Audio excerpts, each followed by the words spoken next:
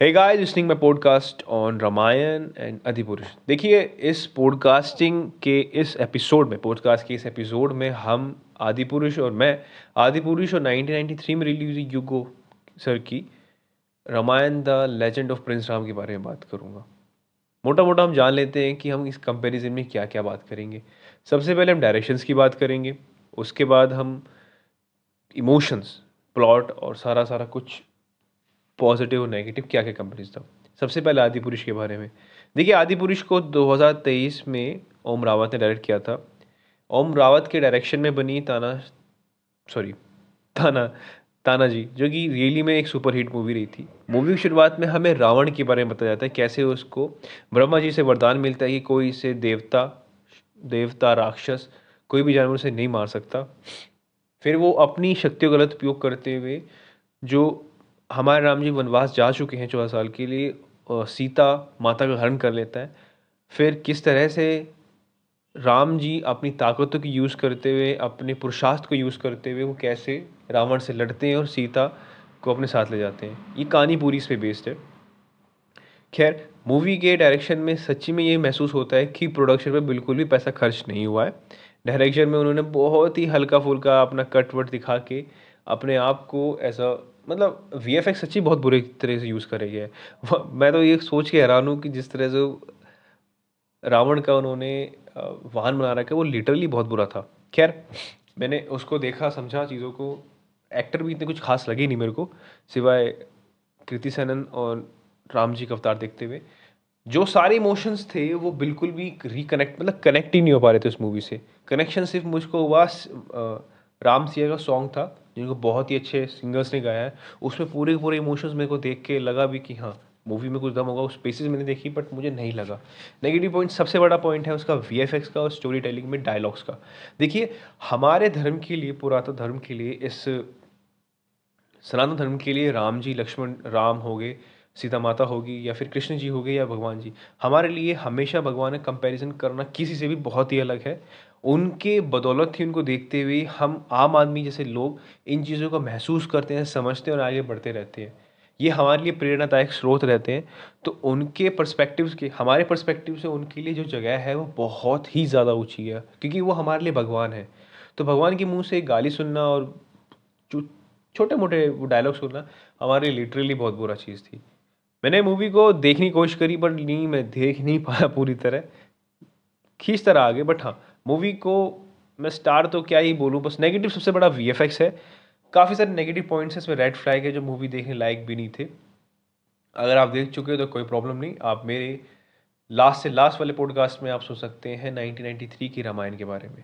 अब बात करते हैं 1993 में रिलीज हुई। देखिए, इस मूवी का पर्सपेक्टिव सिंपली ये था कि एक वर्षगांठ भारत और जापान के बीच में हो चुकी थी 25-26 के आसपास। तो उसको सेलिब्रेट करने के लिए जापान और इंडिया को प्रोडक्शन आए थे। कार्टूनिस्ट राम मोहन सर आए थे, और युगो शिवाली, जो बहुत फेमस मांगा कैरेक्टर, मांगा आर्टिस्ट थे। मांगा को, मतलब सॉरी, मांगा जो वर्ड है वो जापान में बड़ा फेमस है।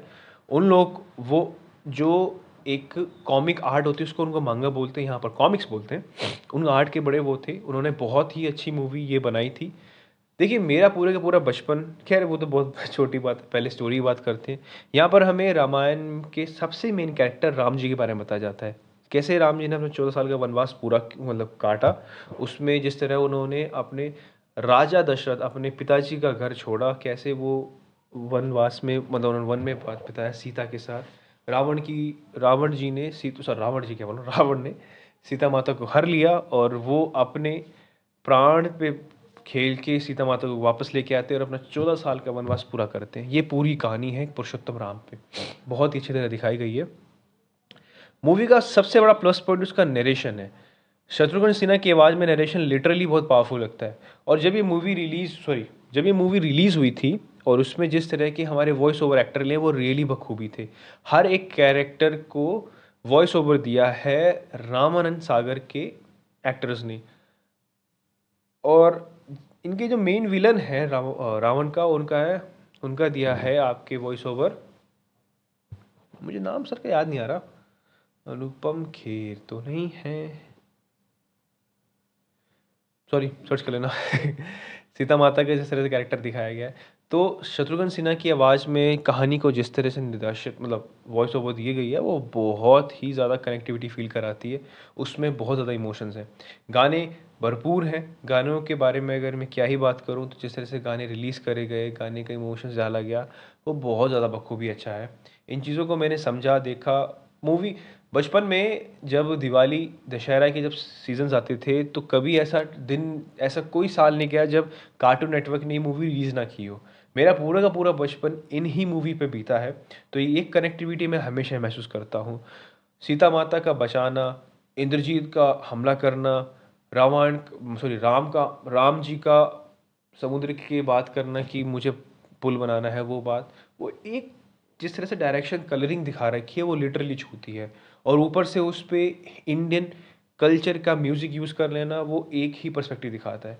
मैं बखूबी इस चीज़ को एक्सेप्ट भी करता हूँ और आप लोग भी करेंगे जो मेरा पॉडकास्ट सुन रहे हैं कि जो दो 1990 के आसपास जो 1970 जो आदमी पैदा हुए हैं उनके लिए ये रामायण लिटरली बहुत खास है।